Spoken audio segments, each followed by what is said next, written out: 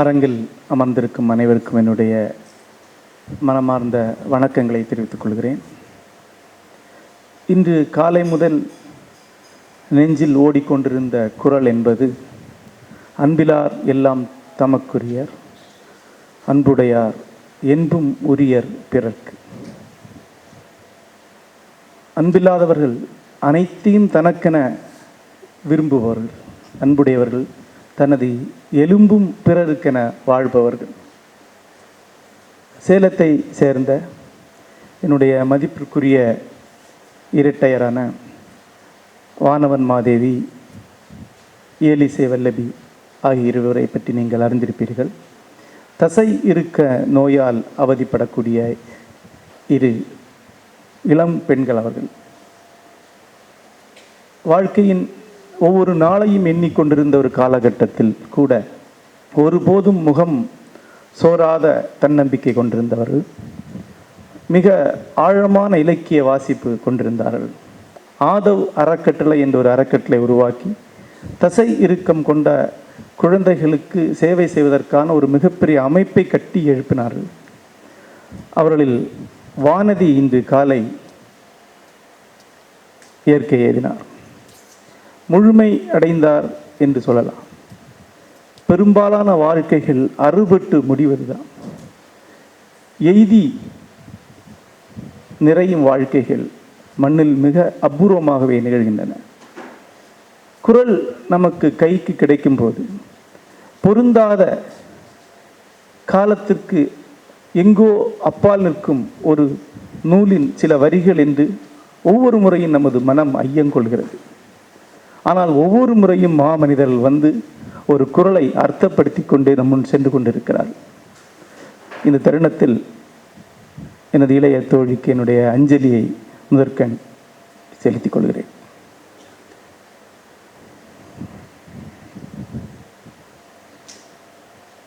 நேற்று இந்த மேடையில் எனது உரையை ஒரு நந்தி என்று சொன்னேன். சற்று பெரிய நந்தியாக போகிவிட்டது என்று பல நண்பர்கள் கருத்து சொன்னார்கள். உண்மையில் நான் உருவாக்க நினைத்தது ஒரு மிகப்பெரிய வரலாற்று சித்திரம். ஏனென்றால் குரல் போன்ற ஒரு நூல் நம்மிடம் வரும்போது, ஒரு பாசி படிந்த குளத்தில் பாசியை ஒரு இடத்தில் பற்றி எடுத்தால் மொத்த குளமும் வருவது போல கடந்த 100 ஆண்டுகளாக அதை பற்றி பேசிய அனைத்து சொற்களும் சேர்ந்து நமக்கு வருகிறது. இந்த இளைய வாசகன் இந்த சொற்களை தவிர்த்து எப்படி படிப்பது என்பது தான் முக்கியமானதை ஒழிய இவ்வளவு சொற்களையும் சேர்த்து அள்ளிக்கொள்வது அல்ல. ஆகவே தான் நேற்றுக்கு 5 மைய கருத்துக்களை இங்கே சொன்னேன். ஒன்று, குரலை அதனுடைய அறிஞர்கள் உருவாக்கிய சொற்வலயத்திலிருந்து விடுவித்து கவிதையாக எப்படி பார்ப்பது என்பது, ஒவ்வொரு முறையும் கவிதையாக அதை தொட்டு எடுப்பது எப்பது என்பதை பற்றி முதல் வரிசை சொன்னேன். இரண்டாவதாக, நவீன தமிழ் பண்பாட்டின் மூல நூலாக, கிட்டத்தட்ட ஒரு புதிய மதத்தின், ஒரு புதிய தெய்வத்தின் நூலாக குரல் எப்படி கடந்த 100 ஆண்டுகளில் மாற்றப்பட்டது, இப்படி மாற்றப்படும் போது அதை அணுகுவதில் என்னென்ன சிக்கல்கள் வருகின்றன, இந்த இளம் வாசகன் ஒரு மூல நூலுக்கு அளிக்கக்கூடிய மன விளக்கத்தை எப்படி இயல்பாகவே அந்த நூலுக்கு அளிக்கிறான், அதிலிருந்து எப்படி நாம் வெளியே வருவது, அதை ஒரு முதன்மை நூலாக பார்க்கும் போதே ஒரு மூல நூலாக எப்படி பார்க்காமல் இருப்பது,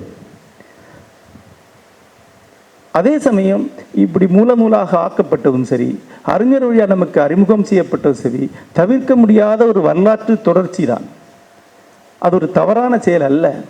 எந்த வரலாற்று சூழலில் அறிஞர்களால் அது மீட்டெடுக்கப்பட்டு நமக்கு அளிக்கப்பட்டது, எந்தெந்த காரணங்களால் அது ஒரு மூல நூலாக ஆக்கப்பட்டது, அதனுடைய அடிப்படை தன்மையாகிய மதச்சார்பின்மை நவீன பண்பாட்டினுடைய அடிப்படையாக இருப்பதனால்தான் அது அந்த இடத்தை அடைந்தது என்பதை என்று சொன்னேன். இன்று தமிழ் பண்பாட்டின் மைய நூலாக ஒரு சாராரால் அது கருதப்படும் போதே அதை கைப்பற்றுவதற்கான முயற்சிகள் நிகழ்கின்றன. முயல்பவர்களுக்கும் காப்பாற்ற முயல்வர்களுக்கு கிடந்த பூசல் தான் நிகழ்ந்து கொண்டிருக்கிறது. இந்த பூசல்களிலிருந்து விலகி நம்முடைய சொந்த வாசிப்பை நிகழ்த்துவதற்கு எப்படி என்பதை பற்றி அடுத்த கருத்தை சொன்னேன்.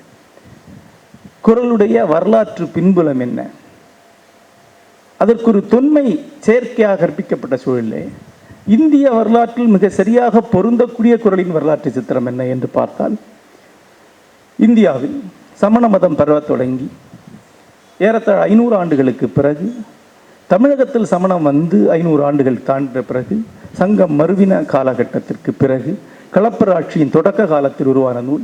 ஆகவே அநேகமாக 2ஆம் நூற்றாண்டுக்கு உட்பட்ட நூல். அந்த நூல் உருவாக்கக்கூடிய காலகட்டத்தில் எவ்வளவு பெரிய தீவிரமான தத்துவ விவாதங்கள் இந்த மண்ணிலே நடந்து கொண்டிருந்தது என்பதற்கு மணிமேகலையுடைய வழக்குரை அறமுறைத்த காதை ஒரு முக்கியமான சான்று என்று நேற்று குறிப்பிட்டேன். சமணர்கள் எப்படி நம்முடைய பண்பாட்டில் தங்களுடைய பங்களிப்பை ஆற்றினார்கள், அதில் அவருடைய 5 அறங்களில் முதன்மையாகிய கல்வி அறத்தின் ஒரு பகுதியாக கல்விக்காக உருவாக்கப்பட்ட நெறி நூல் இது. சமணரால் எழுதப்பட்டதாயினும் சமண நூல் அல்ல, சமணரால் எழுதப்பட்ட பொது நெறி நூல். ஆனால் இது ஒரு மதத்திற்கோ இனத்திற்கோ சொந்தமானது அல்ல. இந்தியா முழுக்க நிகழ்ந்த ஒரு மாபெரும் பண்பாட்டு ஒருங்கிணைப்பின் விளைவாக உருவானது. ஆகவே இதில் உள்ள ஒவ்வொரு நீதியும் இந்தியாவுடைய ஏதோ ஒரு பண்பாட்டில் இருந்து ஊறி வந்த துளியாக இருக்கலாம். ஆகவே இந்த நூலை சமணர் நூல் என்றல்ல, இந்தியாவினுடைய ஒட்டுமொத்த மெய்ஞான வேர்பரப்பின் நூல் என்று சொல்லலாம். இது கடைசியாக நான் சொல்லி நிறுத்திய இடம். தேனீக்கு சொந்தமானதல்ல, அது சேர்த்து வைப்பதுதான். ஆகவே இது சமணருடைய நூல் அல்ல, ஒரு ஞான விவாதத்தின் இறுதியாக வந்த நூல். கடைசியாக ஒன்றை சொன்னேன். நமக்கு மேலை நாட்டு சார்ந்த ஆய்வாளர்களால் அவர்களுடைய அடிப்பொடிகளாலும் இந்தியாவின் வரலாறு என்பது மாபெரும் மோதல்களின் சித்திரமாக அளிக்கப்பட்டிருக்கிறது. இந்தியாவின் வரலாறை மாபெரும் கருத்து விளையாட்டுகளின், கருத்தாடலின், உரையாடலின் ஒரு வரலாறாக உருவகித்துக் கொள்வதுதான் மேலும் பொருத்தமாக இருக்கும். அப்படி உருவகித்துக் கொள்வதால் தான் திருக்குறள் போன்ற ஒரு படைப்பை அணுக முடியும். இதுதான் நேற்றைக்கு நான் ஆற்றிய உரையின் சுருக்கம். அதை உங்களுக்கு மறுபடியும் நினைவுறுத்திவிட்டு இன்று சில கருத்துக்களை சொல்லலான்னு நினைக்கிறேன். நாராயணகுருடைய மாணவர்களில் ஒருவர் சிதம்பர தீர்த்தா. இவருடைய சுயசரிதையில் ஒரு வரி வருகிறது. நாராயணகுரு அவருடைய மாணவர்கள் ஒருவருக்கு திருக்குறளை ஒரு ஞான நூலாக பரிந்துரைத்திருக்கிறார், ஒரு தியான நூலாக பரிந்துரைக்கிறார். தியான நூலாக பரிந்துரைக்கும் நூலை எப்படி படிப்பார் என்பதை சொல்ல வேண்டும். ஒன்று, அந்த நூலை படித்து முடிக்கும் வரைக்கும் வேறு எந்த நூலையும் படிக்க மாட்டார்கள், வேறு எந்த மொழி வடிவிலும் ஈடுபட மாட்டார்கள், செய்தி கேட்க மாட்டார்கள், செய்திப்பால் வடிக்க மாட்டார்கள், சொற்பொழிவுகளுக்கு போக மாட்டாங்க. அன்றாட வேலைகளுக்கு அப்பால் அவர்கள் செய்யக்கூடிய ஒரே அறிவு செயல்பாடு என்பது அந்த ஒரு நூலை பயில்வதாக மட்டும்தான் இருக்கும். ஒவ்வொரு நாளும் குருவை நேரடியாக கண்டு ஒரு செய்யுளை பாடம் கேட்பார்கள். அந்த நாள் முழுக்க அந்த ஒரு செய்யுளில் வாழ்வார்கள். இது அந்த மெய்ஞான நூலுடைய இயல்பு. வழக்கமாக விவேக சூடாமணியிலிருந்து கீதை வரை பல்வேறு மத நூல்களை அதற்கு பரிந்துரைப்பார்கள். இந்த பரிந்துரைக்கப்பட்ட ஞான நூலுக்கு சில இயல்புகள் இருக்கும். அது எதை அளிக்க வேண்டும் என்றால், ஒன்று, வாழ்க்கையுடைய அனைத்து கேள்விகளுக்கும் அந்த ஞான சாதகனுக்கு அந்த ஒரு நூலை பதிலளிக்க வேண்டும். அவன் வாழ்க்கை பற்றி எது கேட்டாலும் அதுக்கு பதில் இருக்கணும். அப்படியெல்லாம் அவனை திறந்து செல்லக்கூடிய பல்வேறு வழிகளை அது காட்ட வேண்டும். இரண்டாவதாக, அது சுருங்கி எப்போதோ ஒரு இடத்தில் ஒரு ஆப்த வாக்கியமாக மாற வேண்டும். ஆப்த வாக்கியம் என்றால் ஒரு தியான மந்திரம் போல உள்ளத்தில் ஓடுவதும் முடிவில்லாத அர்த்தங்களை தோற்றுவிப்பதும் அர்த்தங்களுக்கு அப்பாற்பட்டு உள்ளத்தை கட்டமைக்கக்கூடியதுமான ஒன்றுதான் ஆப்த மந்திரம். அதற்கும் அப்பால் ஒரு சொல்லாக, ஒரு மந்திரமாக, ஒற்றை ஒலியாக எஞ்சுவதாகவும் இருக்க வேண்டும். இப்படி நான் திருக்குறள் எப்படி இருக்குன்னு சொல்லுங்க. திருக்குறளுடைய அனைத்து பாடல்களையும் அவர் படிக்கிறார். அறத்தார் இதுவென வேண்டாம், சிவிகை பொறுத்தானோடு உருந்தானிடை என்கிற மந்திரத்தில் வந்து சேர்கிறார். அதையே வருஷக்கணக்காக மந்திரம் ஓட்டிக்கிட்டு இருக்கார். அந்த ஒரு குறளிலிருந்து அவர் செல்லக்கூடிய தொலைவு என்பது ஒரு மொத்த மெய்ஞான பயணத்துக்கு சமானது. கடைசியாக அறத்தார் இது என்ற ஒற்றை வரியில் வந்து முடிக்கிறார். அவருடைய வார்த்தையாக அது மாறுது. அதன் பிறகு அவர் தான் அந்த வார்த்தை, அவருடைய உள்ளம் அந்த வார்த்தையாக மாறுது. இந்த பயணம் இருந்தால்தான் அது தியான நூல். அதற்கு திருக்குறளை அவர் பரிந்துரைத்தார் என்ற செய்தி எனக்கு ஒரு பெரிய அதிர்ச்சியையும் ஒரு பரவசத்தை அளித்தது. நான் ஏற்கனவே சொல்வது போல, நான் நவீன இலக்கிய பரப்பிலிருந்து வந்தவன். இங்கே திருக்குறள் வந்து ஒரு பழைய நீதி நூல், காலத்திற்கு ஒவ்வாத பழைய நீதிகளை சொல்லக்கூடிய ஒரு புத்தகம். என்ற எண்ணம் பரவலாக இருக்கு. திருக்குறளை பற்றின கேலிகள் தான் நவீன இலக்கியத்தில் இருக்கு. அதை நான் என்னால் முடிந்தவரை எதிர்த்து பேசிக் கொண்டிருந்தேனே ஒழிய அதனுடைய இடம் என்ன என்பதை என்னால் தெளிவுபடுத்த முடியவில்லை. அதனுடன் விவாதிக்க எனக்கு கருவிகள் இருக்கவில்லை. ஆனால் இந்த செய்தி எனக்கு ஒரு பெரிய ஒரு மகிழ்ச்சியை தெளித்து, என்ன நடந்தது என்கிற ஒரு வரலாற்று சித்திரத்தை என்னால் உருவாக்க முடிந்தது. ஏனென்றால் வாசிப்பு என்பது 2 காலகட்டமாக இருக்கு. பழைய கால வாசிப்பு வேறு, இன்றைய கால வாசிப்பு வேறு. பழைய கால வாசிப்பை நாம் பயில்வது என்று சொல்லலாம். நூல்களை பயின்றார்கள், இன்றைக்கு நாம் வாசிக்கிறோம். இது மிகப்பெரிய வித்தியாசத்தை அளிக்குது.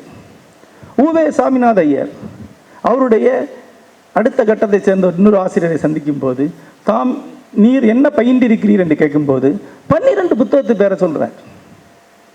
12 புத்தகங்கள், கலம்பகங்கள், நீதி நூல்கள். யோசித்து பாருங்க, ஒரு 10 வருஷத்துடைய ஒருத்தன் படித்தது 12 புத்தகம். இதுதான் பயில்வது என்பது. நுணுக்கி ஆராய்ந்து அறிந்து கடந்து செல்வதற்கு பேர் தான் பயில்வது. இன்றைக்கு நாம் படிக்கிறோம், ஒரு புத்தகத்தை படித்து சரியாக 2 அல்லது 3 நாட்களுக்கு பிறகு ஒரு நவீன வாசனை என்கிட்ட கேட்குறான், நீங்கள் அந்த புக்கில் ஏதோ சொல்லியிருக்கீங்க சார், சரியாக ஞாபகம் இல்லை நான் ஆக்சுவலி அப்படிங்கிறான். நான் என்னுடைய வாழ்நாள் முழுக்க சந்திக்கிற அத்தனை நண்பர்கள்ட்ட இந்த கேள்வியை தான் எதிர்கொண்டிருக்கேன். நண்பர்களுக்கு தெரியும், நான் சொல்ல சரியாக நினைவில்லைன்னா என்கிட்ட பேசாதீங்க. இந்த புத்தகம் அவன் சொல்லுவான், இந்த புத்தகம் இப்படி சொல்லியிருக்கேன் அப்படின்னு. நான் சொல்ல, நான் எந்த புத்தகத்தையாவது சரியான மேற்கோள் இல்லாமல் சரியான பக்க அடையாளங்கள் இல்லாமல் சொல்வது கிடையாது. ஆனால் நீ சொல்லும்போது இந்த புக்கிலையோ இல்லை வேற புக்கிலையோ இப்படியோ அல்லது வேற மாதிரியோ நீங்கள் சொல்லியிருக்கிறதா ஒரு ஞாபகம் சார்.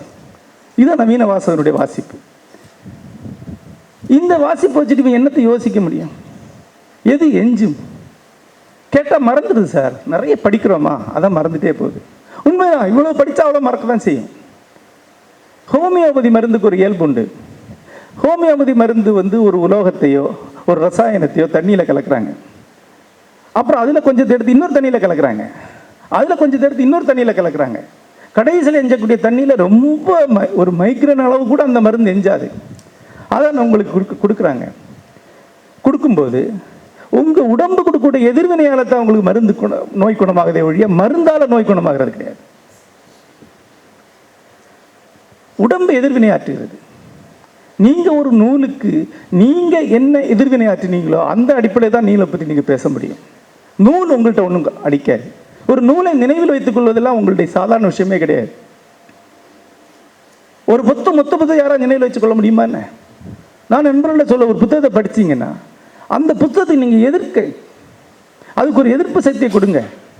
வள்ளுவனே ஆனாலும் அறத்தார் இது என்ன வேண்டான்னு கேட்டால் ஏன் அப்படின்னு கேளுங்க. கேட்டு நீங்கள் ஒரு விவாதத்தை தொடங்கினார், அந்த விவாதம் சார்ந்து அந்த குரல் உங்களுடைய வாழும். அதுதான் பயில்வது என்பது. சரணடைவதல்ல, நினைவு கூறுவதல்ல, மனப்பாடம் செய்வதல்ல. ஒரு நூலுக்கு உங்களுடைய எதிர்வை கொடுப்பது, நூலுடன் விவாதிப்பது, அதுக்கு பேர் தான் வாசிப்பு. அந்த வாசிப்பு இருந்த ஒரு காலகட்டத்தில் வாசிக்கப்பட்ட நூல் திருக்குறள்.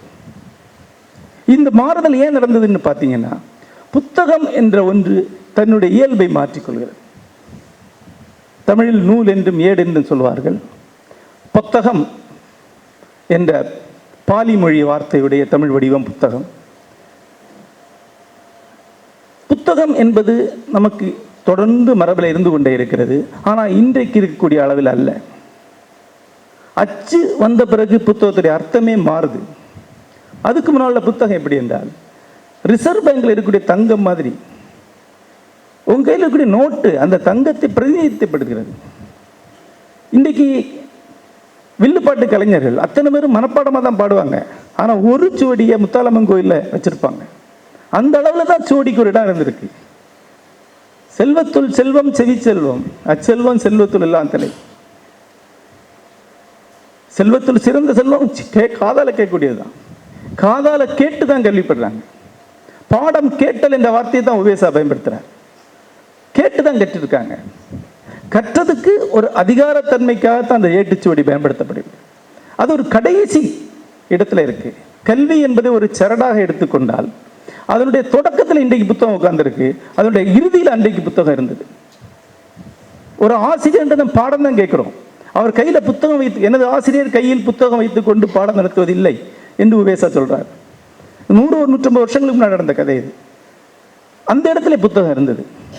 ஆகவே தான் புத்தகத்துக்கு அவ்வளோ ஒரு பெரிய மரியாதை இருந்தது. 12 ஆண்டுகளுக்கு ஒரு முறை ஒரு ஏட்டுச்சுவடியை திருப்பி எழுதுவாங்க. அதுக்கு பேர் கட்டு சொல்லிகள் என்பவர் நகல் எடுத்து கொடுப்பாங்க. அதன் பிறகு அந்த மூளை பழைய சுவடியை ஆற்றிலையோ தண்ணியில் விடுவாங்க. ஒரு கட்டத்தில் நகல் எடுக்காமலே விட ஆரம்பித்தாங்க. அது தமிழ் பண்பாட்டுடைய ஒரு காலகட்டம். ஆனால் இந்த இடத்துல நம்ம சுவடியை வைத்திருக்கிறோம். கிட்டத்தட்ட ஒரு ஆலயத்தின் மூல சிலை மாதிரி புத்தகம் இருந்தது. இன்றைக்கு பிளாஸ்டிக் பொம்மை மாதிரி ஆகிட்டு, எங்கே பார்த்தாலும் புத்தகம். இப்போ கூட என்னால் ஒரு புத்தகத்தை தூக்கி போட முடியாது. ஒரு புத்தகத்தை தேவையில்லைன்னா கூட சரி எங்கே இருக்கட்டும் சொருகத்தான் முடியும். ஆனால் என்னுடைய பையனால் அப்படி கிடையாது. படித்து 15 வருஷம் பிடிக்கலன்னு தூக்கி போட்டுருவோம். நான் முதல் முறை அமெரிக்கா போன போது ஒரு மெட்ரோ ரயிலில் எல்லாம் அனைவரும் இறங்கி போன பிறகு கிட்டத்தட்ட 300-400 புத்தகங்கள் இருக்கைகளுக்கு கீழே போடப்பட்டிருக்கிறத பார்க்குறேன். குப்பை கூடை முழுக்க புத்தகங்களை இருக்கிறத பார்த்தேன். குப்பை கூடையில புத்தகத்தை பார்ப்பது ஒரு இந்தியனுக்கு அளிக்கக்கூடிய ஒரு அதிர்ச்சி இருக்கு. அது சாதாரணமான விஷயம் கிடையாது. இந்த வகையான வாசிப்பு வருது. புத்தகம் வேறொரு கட்டத்துக்கு வருது. இந்த வாசிப்பு வந்த பிறகுதான் நாம திருக்குறளை இப்படி படிக்க ஆரம்பிக்கிறோம். சரியா படிச்சுன்னா 1 மணி நேரம் இல்லை 1.5 மணி நேரத்தில் திருக்குறளை படித்து முடிச்சிடலாம். 1.5 மணி நேரத்தில் திருக்குறளை படித்தவன் கையில் என்ன திருக்குறள் இருக்கும்? ஆகவே அது படிக்கிறதுக்கு வேறொரு முறை இருந்திருக்கு. நாம் இன்றைக்கு படித்து கொண்டிருக்கக்கூடிய முறையில் அல்ல அது இன்றைய காலத்தில் படிக்கப்பட்டிருந்தது. இன்றைக்கு நாம் பாலகுமாரனையோ சுஜாதாவையோ ஜெயமோகனையோ படிக்கும் விதத்தில் படிப்பதற்காக எழுதப்பட்ட நூல் அல்ல அது. வாசிப்பு வேறொரு வகையாக நடந்திருக்கிறது. அது என்ன என்பதுதான் இந்த உரையில நான் சுட்டி காட்ட விரும்புகிறேன். முதல் விஷயம் அதனுடைய வடிவம். திருக்குறள் எந்த வடிவத்தில் அமைந்திருக்கிறது? சாதாரணமாக நாம் என்ன சொல்லுவோம்? குறள் வடிவத்தில் அமைந்திருக்கிறது. குறள் என்பது அதனுடைய செய்யுளுடைய தனித்தன்மை தான். ஆனால் ஏறத்தாழ அதே வடிவில் இருக்கக்கூடிய பல்வேறு வகையான குறுஞ்செய்யுள்கள் இந்திய மரபிலே உண்டு. சுபாஷிதங்கள் என்று சொல்வார்கள். தெலுங்கிலே வேமனாவுடைய கவிதையில் இந்த வடிவில் தான் அமைந்திருக்கின்றன. வர்த்தகருடைய சதகங்கள் இந்த வடிவில் தான் அமைந்திருக்கின்றன. இந்த குறு வடிவுடைய மரபு என்ன? அதை முதலில் தெரிந்து கொள்ள வேண்டும். சூத்திரம் என்றொரு வார்த்தை உண்டு. சூத்திரம், தமிழில் அதை சூத்திரம் என்று சொல்வோம். அந்த வாச்சொல் அடிப்படையில் பிராகிருத, பாலி, சமஸ்கிருத மொழிகளுக்கு பொதுவான ஒரு சொல். பாலி மொழியில் அதை சுத்த என்று சொல்கிறார். சுத்த, சமஸ்கிருதத்தில் சூத்திரம். சூத்திரம் என்றால் சரடு என்று அர்த்தம். இன்னொரு பொருள் ஊசி என்று அர்த்தம். சூஜி என்றால் ஊசி, தைத்தல் என்ற அர்த்தம். குறும்பாக்களுக்கு சூத்திரம் என்ற வார்த்தை பயன்படுத்தப்பட்டிருக்கிறது. பாலியில் 2 வார்த்தைகளை பயன்படுத்துகிறார்கள். சூத்தா, மந்தா என்கிறார்கள். சூத்திரம், மந்திரம். சூத்திரம் வேறு, மந்திரம் வேறு. என்ன வேறுபாடு? மந்திரம் என்றால் அது ஒரு சடங்குடன் சம்பந்தப்பட்டிருக்கு. முதன்மையாக ஏதோ ஒரு ரிச்சுவல், ஒரு சடங்குக்கு துணையாக அது இருக்கும். ஒன்று. இரண்டாவதாக அதற்கு பொருளை விட ஒலி மேலும் முக்கியமானதாக இருக்கும். அந்த ஒலி அமைதியிலிருந்து மாற்றி அதை சொல்ல முடியாது. அதுக்கோடு ஒரு ஒலி இருக்கும். அந்த ஒலியாக அது ஒலிக்கும். ஒருவேளை அந்த பொருளே முக்கியம் இல்லை, அந்த ஒலிதான் முக்கியம் என்று கூட இருக்கும். அந்த ஒலி மையத்தன்மை இருந்தால் அது மந்திரம். மூன்றாவதாக ஒரு ரகசியத்தன்மை இருந்தால் அது மந்திரம். மந்திரம் என்ற வார்த்தைக்கு ரகசியம் என்றுதான் அர்த்தம். இந்த 3 இருக்கக்கூடியவற்றை மந்திரம் என்று சொல்லுவோம். வேத மந்திரங்கள் என்ற வார்த்தை உங்களுக்கு தெரியும். மந்திரம் அல்லாத குறும்பகள் அனைத்தையும் சூத்திரம் என்று சொல்லலாம். சூத்திரம் என்பது கான்சென்ட்ரேட்டட் ட்ரூத் என்று அதை ஒரு ஆங்கிலத்தில் சொல்லலாம். ஒரு பெரிய உண்மை பேசி பேசி பேசி தெளிவடைந்து இறுதியில் அடையும் மிகச் சுருக்கமான, இனிமேல் சுருக்க முடியாது என்ற வடிவத்தை தான் நாம் சூத்திரம் என்று சொல்லுவோம். சிக்ஷா, கல்பம், நிருக்தம், சந்தஸ், வியாகரணம் என்னும் 6 வடிவங்களும் சூத்திரத்தில் தான் சொல்லப்பட வேண்டும் என்பது சம்ஸ்கிருதத்துடைய ஒரு நூலாக இருக்கிறது, நெறியாக இருந்திருக்கிறது. பதஞ்சலி யோக சூத்திரம் தான், நியாய சூத்திரம், வேதாந்த சூத்திரங்கள், அனைத்து ஞான வடிவங்களும் சூத்திரம் என்ற வடிவிலே தான் அமைந்திருக்கின்றன. இந்த சூத்திர நூல்களுக்கெல்லாம் ஒரு சிறப்பம்சம் உண்டு. முதல் வரி அதாவது என்று ஆரம்பிக்கும். அதாதோ ஞான ஜின்சாசா என்று ஆரம்பிக்குது பிரம்மசூத்திரம். ஏனென்றால் ஏற்கனவே நிறைய பேசப்பட்டிருக்கிறது, ஏற்கனவே நிறைய விவாதிக்கப்பட்டிருக்கு. அதனுடைய கடைசியாக இந்த வரியை சொல்கிறேன். இதிலிருந்து நீ இதுவரைக்கும் விவாதிக்கப்பட்டதுக்கு திரும்பி செல், அதுக்காக சொல்லப்படுது. இது இறுதியில் எழுதப்படுகிறது. அதான் சூத்திரம். சூத்திரம் என்ற வடிவம் அதன் பிறகு அதை விட முக்கியமாக வந்தது பௌத்தத்தில். பௌத்தத்துடைய அடிப்படை நூல்கள் சுத்த வினயம், சுத்த பிடகம், வினய பிடகம். சுத்த பிடகம், வினய பிடகம். சுத்த என்றால் சூத்திர பிடகம் அர்த்தம். பிடகம் என்றால் கூடை, சூத்திரங்களின் கூடை. அனைத்துமே சூத்திர வடிவெல்லாம் சொல்லப்பட்டிருக்கு. விரித்துரைக்கப்படவில்லை, விவாதிக்கப்படவில்லை, காரண காரியங்களுடன் சொல்லப்படவில்லை. சூத்திர வடிவில் முற்றாக சொல்லப்படுகிறது. ஒரு 1000 பக்கம் கட்டுரையுடைய கடைசி வரி தான் ஒரு சூத்திரம் என்பது. ஒரு 5000 பக்க விவாதத்துடைய கடைசி வரி தான் சூத்திரம் என்பது. பௌத்தர்களுக்கு லங்காவதார சூத்திரம் போல, புண்டரிக சூத்திரம் போல முக்கியமான சூத்திர நூல்கள் இருக்கின்றன. அவற்றை தான் அவர்கள் கல்வி நிலையங்களை பயில்கிறார்கள். ஜெயின சூத்திரங்கள் மிக முக்கியமானவை. ஜெயினுடைய பெரும்பாலான நூல்கள் சூத்திர வடிவில் தான் அமைந்திருக்கின்றன. சூத்திரத்துடைய இயல்பு என்னவென்றால் அது ஒரு குரு மரபில் குருவால் எழுதப்பட்டதாக இருக்கும். அந்த குரு மரபுடைய அந்த 2 வரியை ஒரு முழு வகுப்பும் எடுப்பாங்க. குறள் எப்படி பயின்றப்பட்டிருக்கும் என்றால் ஒரு நாளைக்கு அல்லது ஒரு வாரத்திற்கு அல்லது ஒரு மாதத்திற்கு ஒரு குறள் தான் வகுப்பெடுக்கப்பட்டிருக்கும். ஒரு குறளிலிருந்து ஒரு மாதம் பேசுவதற்கான பயணம் இருந்திருக்கும். அதுதான் குறள். இன்றைக்கு நீங்க படிக்கக்கூடிய ஒரு செய்தி என்பது, ஒரு நீதி என்பது ஒரு ரூபாய் நோட்டு மாதிரி. ஒரு குறள் என்பது ஒரு பிளாங்க் செக் மாதிரி. நீங்க நிரப்ப வேண்டிய ஒரு பெருந்தொகை அதில் இருக்கு, நீங்க செல்ல வேண்டிய ஒரு பெரிய பயணம் அதில் இருக்கு. அப்பதான் அது சூத்திரம். குறள் அடிப்படையில் ஒரு தியான சூத்திரமாக, அறிதலுக்கான ஒரு சூத்திரமாக, பயணத்திற்கான ஒரு தொடக்க வரியாக அமைந்திருக்கிறது. அந்த வாசிப்பை கொடுக்காத குறள் வாசிப்புகள் அனைத்துமே போதாத வாசிப்பாக தான் இருக்கும். ஆகவே தான் நேற்றுக்கு நான் பேசும்போது சொன்னேன், குறளுடைய நீண்ட மரபை, குறள் உருவாகி வந்தால் சிறந்த 2000-3000 வருடங்களை வெட்டி தள்ளிவிட்டு இன்றைக்கு எனக்கு என்ன தோன்றுகிறதோ அதை வைத்துக் கொண்டு குறளை கொள்ளும் போது நீங்க குறளை ஒரு ரூபாய் நோட்டா மாத்துறீங்க. நீங்க அறியந்தோறும் விரியக்கூடிய தன்மை குறளுக்கு இருக்கு. குறளுடைய சிந்தனை புலம் என்ன என்பது முக்கியமானது. நேற்று திருப்பி சொன்னேன்.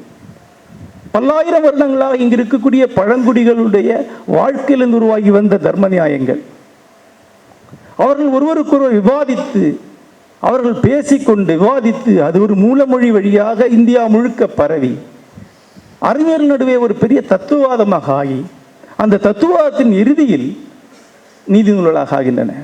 அப்படி உருவான ஒரு நூலை திரும்பி அவ்வளவு பயணத்தை நடத்தக்கூடிய ஒருவராகத்தான் முழுமையாக கற்க முடியும். அதுதான் குறளை கற்கிறது சரியான வழி. இந்த நூற்றாண்டு அந்த வழி சரியா சாத்தியமா என்றது கேட்டால் சாத்தியம். அவர்களுக்காக அந்த நூல் இருக்கிறது. அதற்கு முன்னால் நாம் படிக்கும்போது இவ்வளவுதான் படிப்போம். ஆனால் அதை முழுமையான வாசிப்பு என்று நாம் நிறைவடையக்கூடாது. தொலைக்காட்சியில் ஒருவர் 25 நிமிடத்தில் ஒரு குறளுடைய அர்த்தத்தை சொல்லிவிட்டு போகிறார். அதுதான் அந்த குறளுடைய அர்த்தம். நீங்கள் எடுத்துக்கொண்டீர்கள் என்றால் குறளை நீங்கள் நழுவ விடுகிறீர்கள். மேடையிலே ஒருவர் போகிற பக்கத்தில் ஒரு திருக்குறளை சொல்லி அதுக்கு அந்த காலகட்டத்துடைய அர்த்தத்தை சொல்கிறார். அதுதான் குறள் என்று நீங்கள் நினைத்தீங்கன்னா அப்ப நீங்க குறள் உங்களுக்கு தவறி போகிறது. வகுப்பறையில் பாடத்திற்காக ஒரு பொழிப்புரை உங்களுக்கு அளிக்கப்படுகிறது. அந்த குறளை நீங்கள் ஞாபகம் வச்சிருந்தீங்கன்னா குறளை நீங்க இழக்க விடுறீங்க. அப்படின்னா குறளை எப்படி படிக்கிறது? குறளை எங்க சென்று தொடுவது? அதற்கான வழிமுறை என்ன?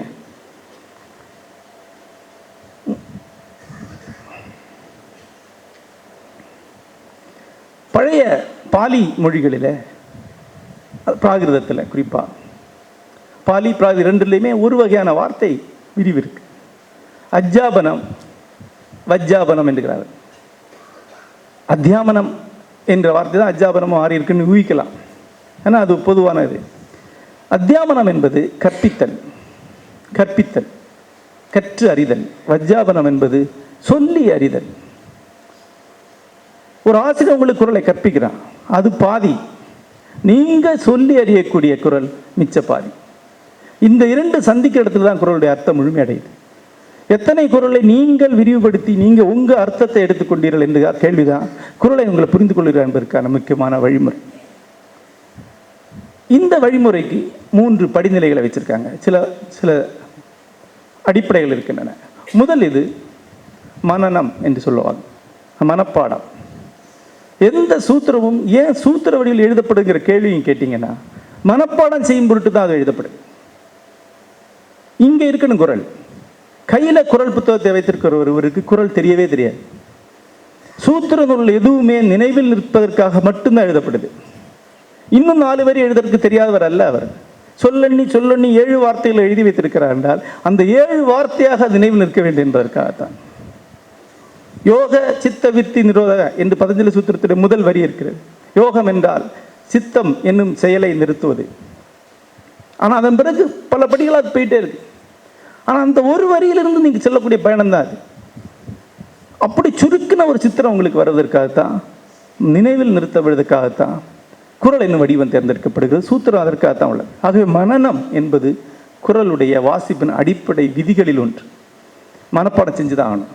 1330 குரலை மனப்பாடம் செய்யணும் நான் இங்கே சொல்ல வரல. நான் அப்படி செய்தவன் அல்ல. ஒருபோதும் ஒரு புத்தகத்தை எதுக்குன்னு மனப்பாடம் செய்யக்கூடிய வழக்கம் எனக்கு கிடையாது. அப்படி இருந்திருந்தால் நான் இங்கே பெரிய போஸ்டில் இருந்திருப்பேன். ஆனால் எனக்கு தெரிந்த எல்லா குரலும் எனக்கு மனப்பாடமாக இருக்கக்கூடிய குரல் தான். என்னுடைய ஆர்வம் சார்ந்த படிக்க படிக்க தன்னியல்பாக அது மனப்பாடம் ஆகுது. ஏன் மனப்பாடம் ஆகணும்? மனத்துக்கண் மாசிலனாதல் அனைத்தரன் ஆகுல நீர பிற. மனத்தில் மாசு இல்லாதவனாதல் அனைத்து அரண், அரண்களில் அனைத்திற்கும் அதுதான் முக்கியமானது. ஆகுல நீர பிற, வேற எல்லாமே சத்தம்தான், ஆரவாரம்தான். மனத்துக்கண் மாசிலனாதல் அனைத்தரன் ஆகுல நீர பிற. இதில் அர்த்தம் முக்கியம் கிடையாது. இந்த சரியான சொற்றொடர் தான் உங்களுக்கு அந்த அர்த்தத்தை கொடுக்குது. இதை மொழிபெயர்க்கும் போது ஒரு பெரிய இழப்பு இருக்கு. ஏனென்றா என்னுடைய நினைவில் மனத்துக்கண் மாசிலனாதல்ங்கிற வரி எங்கேயோ மறைஞ்சு போய் நூற்றுக்கணக்கான சந்தர்ப்பங்களில் மேடையில் ஒருத்தர் இப்படி பேசுகிறார், ஆகுல நீர பிறங்கிற வார்த்தை மண்டையில் வந்து நிற்குது. ஒருவர் வந்து ஆர்ப்பாட்டமாக வந்து ஒரு நூலை விளக்குறார், ஒரு பெல் அடிக்குது, ஆகுல நீர பிற, வெறும் சத்தம். மனத்துக்கண் மாசிலனாதல் அனைத்தரன் ஆகுல நீர பிற. முதல் வரியை நீங்கள் சொல்லக்கூடிய சந்தர்ப்பம் வாழ்க்கையில் ரொம்ப குறைவாக தான் வரும். 2வது வரி அடிக்கடி நிலை வந்துகிட்டே இருக்கும். இதுதான் வாசிப்பினுடைய முதல் ரகசியம். நீங்கள் மனப்பாடமாக பண்ணும்போது மட்டும்தான் குரலின் வடிவில் உங்கள் நாவில் எழும். 2வது விஷயத்தை, 2வது படிநிலையை சம்ஸ்கிருதத்தில் சுவாத்தியாயம் என்று சொல்கிறார்கள். நான் இந்தோனேஷியாவுக்கு சென்றிருந்த போது அங்கே ஒரு புத்த மடாலயத்தை பார்த்தேன். ஒரு ஆர்வத்தில் உள்ளே போய் அந்த மடாலயத்திற்குள்ளே சென்று நூல்களை பார்த்தேன். லைப்ரரியில் எல்லாமே ஆங்கில நூலாக இருந்தது. ஆர்வமாக எடுத்து பார்த்தா எல்லாம் பௌத்த நூல்கள். ஆனால் எதையுமே படிக்க முடியல. என்னென்றால் இந்தோனேஷியாவுடைய மொழிக்கு வந்து எழுத்து கிடையாது. ஆங்கில எழுத்துல தான் இந்தோனேஷிய மொழியில் எழுதியிருக்காங்க.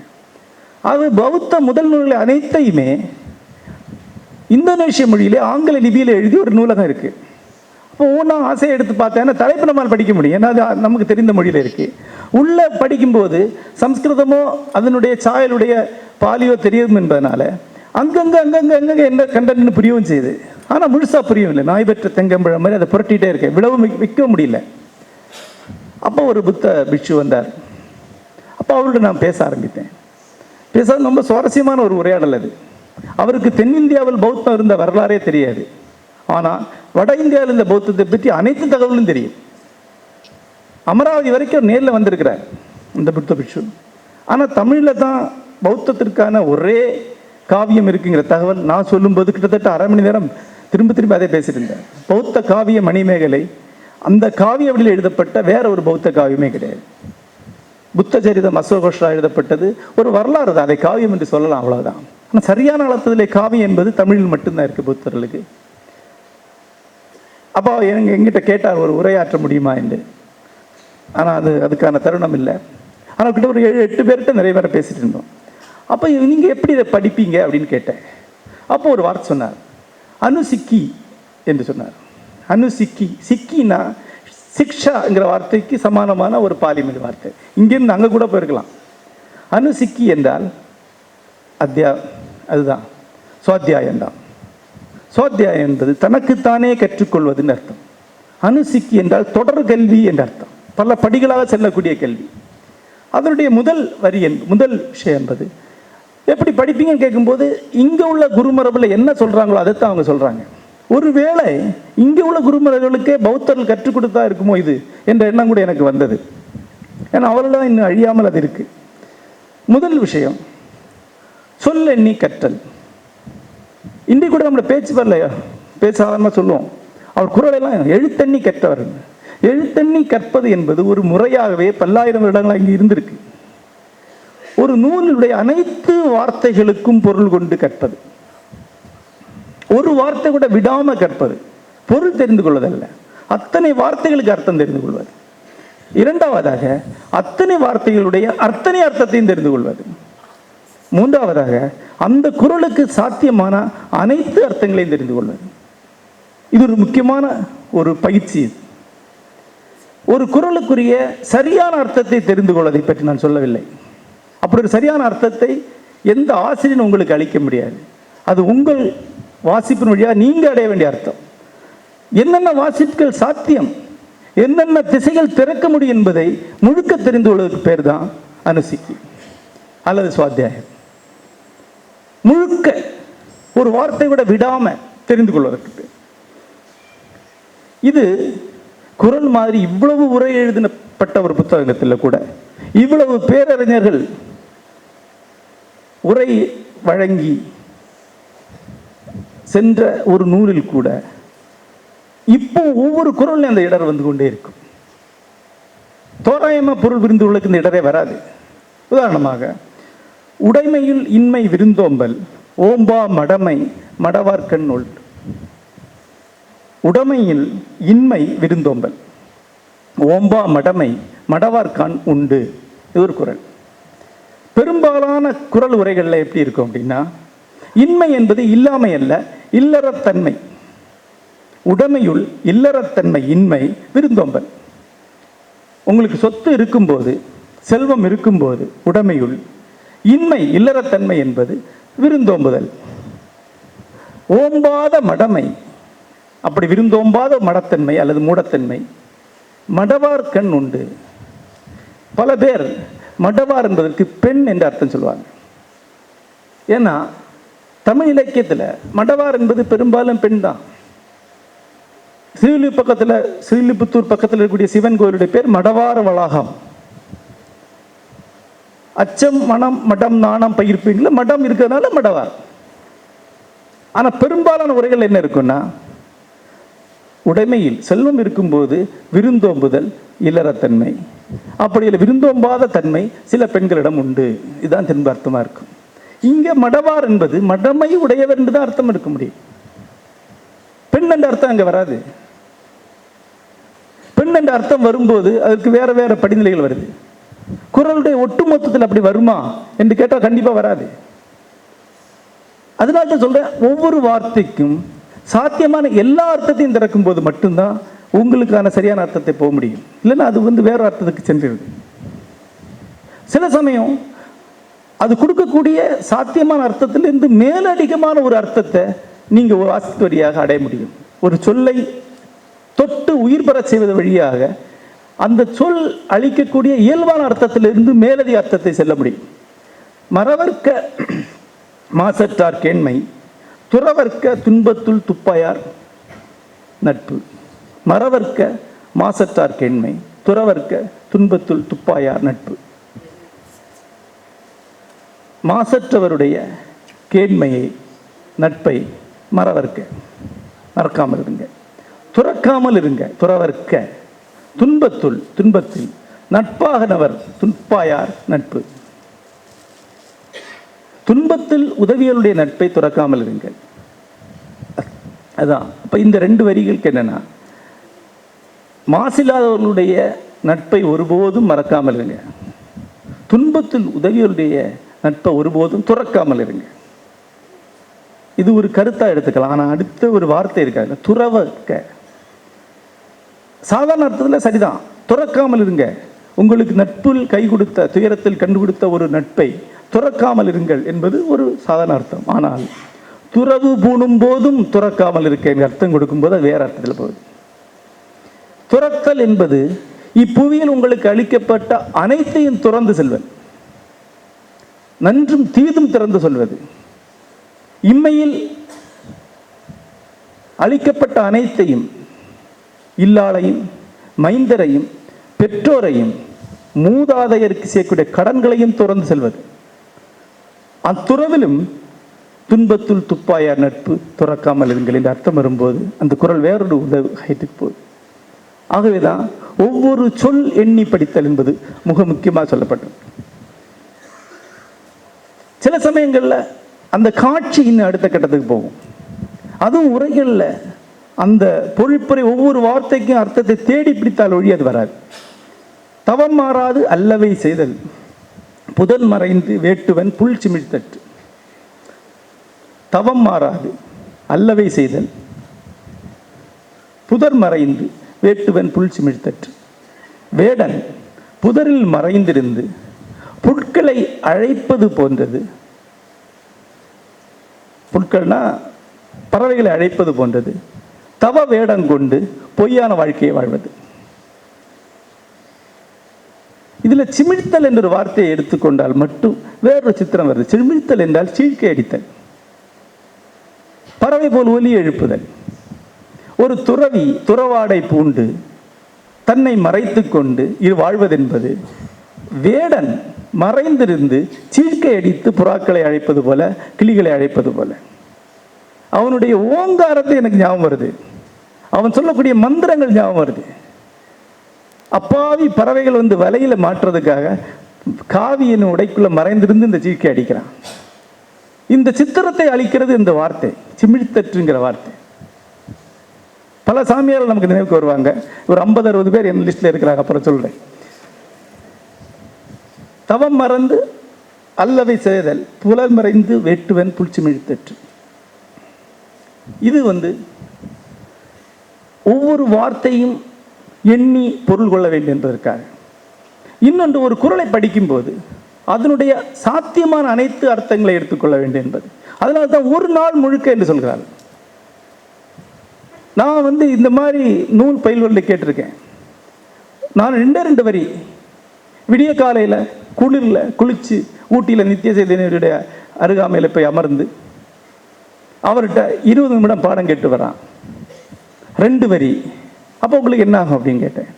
அவர் சொல்கிறார், 2 வரின்னா அது அந்த குரு சொன்னதை பற்றி தான் யோசிச்சுட்டே இருப்போம் மத்தியானம் வரைக்கும். அப்புறம் மத்தியானம் வேலையில் முடிஞ்ச ஒரு தூக்கம் போட்டு எந்திரிக்கும் போது மொத்த வரி தலைகீழாக மாறி வேற புதிய அர்த்தம் வர ஆரம்பிச்சிடும். ஒரு நாள் முழுக்க யோசிக்கும் போது ஒரு குறள் அடுத்தடுத்த கட்டத்துக்கு போகிறத நீங்கள் பார்க்கலாம்.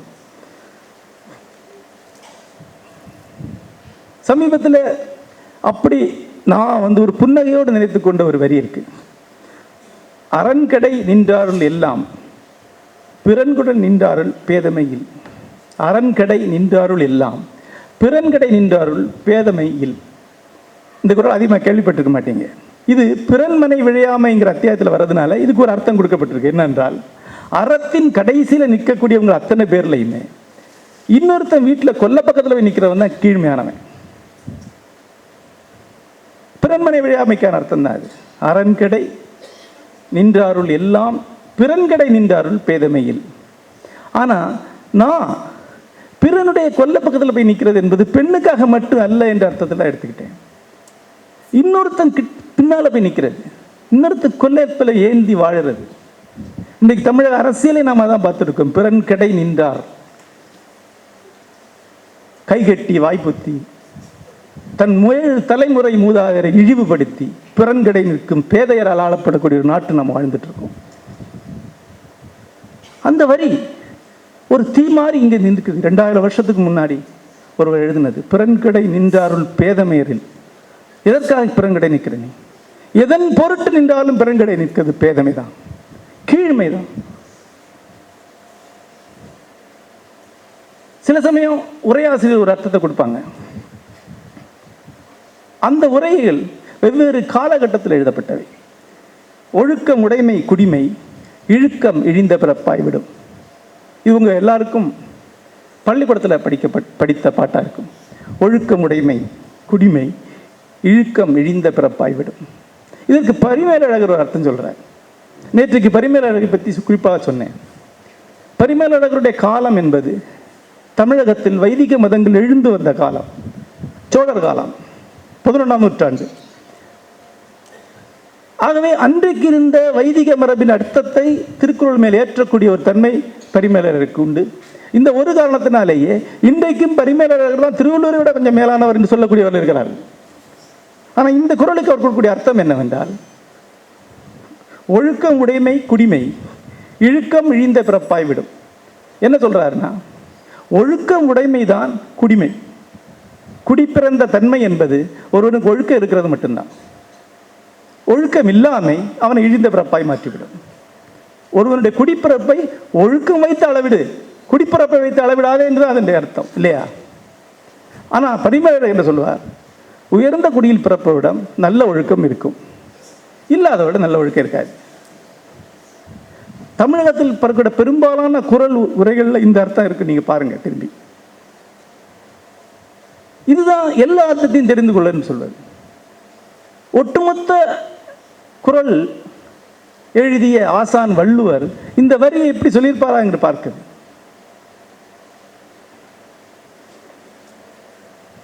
சில சமயம் சில வார்த்தைகளை கவனிக்க வேண்டியிருக்கு. நிலத்தியல்பால் நீர் திரிந்தற்றாகும் மாந்தர்க்கு இனத்தியல்பாகும் அறிவு. இதற்கும் பரிமேலழகர் ஒரு உரை எழுதியிருக்கிறார். பாருங்க, இந்த குறளை தெரியுது. நிலத்தியல்பால் நீர் திரிந்தற்றாகும், நிலத்தின் இயல்புக்கு ஏற்ப நீர் வண்ணமும் வடிவமும் ருசியும் மாறும். அதே போல இனத்தின் இயல்பால் குணம் மாறுபடும், அறிவு மாறுபடும். இங்கே இனம் என்பது தமிழ் சொல்ல ஆராய்ச்சியை வச்சு பார்த்தீங்கன்னா சேர்ந்தல், சேர்ந்தல், சேர்ந்த என்ற அர்த்தம் தான் வரும் இனத்திற்கு எப்பவுமே.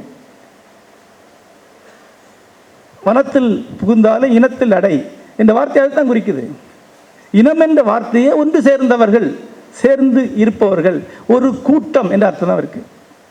ஆக இந்த குறளை தெளிவாக சொல்லுது, எங்க சேர்றியோ அதன் அடிப்படை தான் ஒன்று அறிவு இருக்கும். ஆனால் தமிழில் தொன்மையான பல உரைகளை நீங்க பார்த்தீங்கன்னா, நிலத்தின் இயல்பால் நீருக்கு தனித்தன்மை வருகிறது போல சிறந்த குடி பிறந்தவருக்கு சிறந்த தன்மை வரும் என்ற அர்த்தம் இருக்கும். இனம் என்பது பிறப்பு என்ற அர்த்தத்தில் அடையாளப்படுத்தப்பட்டிருக்கு. ஆக இதை தாண்டி வரக்கூடிய ஒரு தன்மை, எல்லா அர்த்தங்களையும் எடுத்து அந்த அர்த்தத்திலிருந்து தன்னுடைய சரியான அர்த்தத்தை தேர்ந்தெடுக்கக்கூடிய ஒரு வாசிப்பு முறை இல்லை என்றால், குறள் போன்ற தொன்மையான நூல்கள் நமக்கு தவறான அர்த்தங்களை அளிக்கும். மேடைகளிலே நாம் மதிக்கக்கூடிய பெரியவர்கள் இந்த மாதிரி அர்த்தங்களை சொல்லுவாங்க, சொல்லி வைத்திருக்கிறார்கள். பல நூல்களை இங்கே சொல்ல முடியும். அதற்கு அப்பால் தன் உண்மை அறிவே மிகும் என்று அவர் சொன்னானே, அதுபோல தன் உண்மை அறிவே மிகுந்து வாசிக்கப்பட வேண்டிய ஒரு நூலாகத்தான் இந்த ஐயன் எழுதியிருக்கிறார். இரண்டாவதாக பார்க்கப்பட வேண்டியது வைப்பு முறை. ஒரு குறள்ல எந்த வரிசையில் வைத்திருக்கிறது என்பது முக்கியமானது. பட்டியல் இருக்கும் பல குறள்கள்ல வினைவலியும் தன்வலியும் மாற்றான் வலியும் துணைவலியும் தூக்கிக்கொள்ளல். வினைவலியும் தன்வலியும் மாற்றான் வலியும் துணைவலியும் தூக்கி செயல். இது ஒரு குறள். இதுல ஒரு பட்டியல் இருக்கு. ஒரு செயலை செய்வதற்கு முன்னால் முதலில் வினைவலி. வினைவலி என்றால் அந்த செயலுடைய ஒட்டுமொத்த தன்மை என்ன, அதனுடைய வலிமை என்ன. அதன் பிறகுதான் தன்வலி, அதன் பிறகு மாற்றான் வலி, அதன் பிறகு துணைவலி. இது நான்கையும் பார்த்து செய். இந்த நாளையும் பார்த்து செய்யுங்கிறது அல்ல, இந்த நாளில் எது முதல்ல சொல்லப்பட்டிருக்கிறது முக்கியமானது. அதான் வைப்பு முறை பாருங்கள் என்று திரும்ப திரும்ப இத்தகைய சூத்திரவாடிகளை படிக்கும்போது சொல்லுவாங்க. எந்த வரிசையில் சொல்லப்பட்டிருக்கின்ற பாருங்க, முதல்ல எதுக்கு இடம் கொடுக்குறான்னு பாருங்க. அன்றாட வாழ்க்கையிலே பெரும்பாலானவர்கள் தன்வெளியும் வினைவெளியும் தான் ஆரம்பிப்பாங்க. முதல்ல நான் யார், நான் என்ன செய்ய முடியும், அதுக்கப்புறம் அந்த செயல் என்ன மதிப்புடையது. ஆனால் அப்படி இல்லை. வினைவெளியும் தன்வெளியும் மாற்றான் வலியும் துணைவெளியும். இதுக்கு இன்னொரு அர்த்தம் இருக்கு. வினைவெளி என்பதை தன்னுடைய ஊழின் வலிமை என்ற அர்த்தத்தை சில உரைகளில் இருக்கும். ஆனால் இந்த குறள் அந்த அர்த்தம் வர்றதுக்கு வாய்ப்பு கிடையாது. எவரால் ஊழின் வலியை தூக்க முடியும் அல்லது அளக்க முடியும்? என்னுடைய ஊழை நான் மதிப்பிட்ட பிறகு ஒரு செயலை இறங்க முடியாது. அப்படி இருக்கும்போது வினை என்பது முன்னை வினை பிராப்தம் சஞ்சிதமாகாமிங்கிறதுல சொல்ல முடியாது. இந்த வைப்பு முறையை பார்ப்பது ரொம்ப முக்கியமானது. அழுக்கார் அவா வெகுளி இன்னாங்கும் இன்னா சொல் நான்கும் இழுக்கா என்றதரா. அறத்திற்கு இழுக்காக்கூடிய 4: அழுக்காறு, அவா, வெகுளி, இன்னா சொல். அதிலும் முதல்ல பொறாமையை அழுக்காரை கொண்டு வைக்கிறான். அது பிறகுதான் அவா, அதன் பிறகுதான் வெகுளி, அதுக்கு பிறகுதான் இன்னா சொல். இந்த வைப்பு முறை ஏன் இருந்தது என்ற கேள்வியை குரல் நோக்கி கேட்கக்கூடியவன் தான் ஒரு முக்கியமான வாசனை. குணம் நாடி குற்றம் நாடி அவற்றுள் மிக நாடி மிக்க குழல். குற்றம் நாடி குணம் நாடி கிடையாது. குணம் முதலில் நாடப்பட வேண்டும். அதுதான் வைப்பு முறையுடைய முக்கியமானது.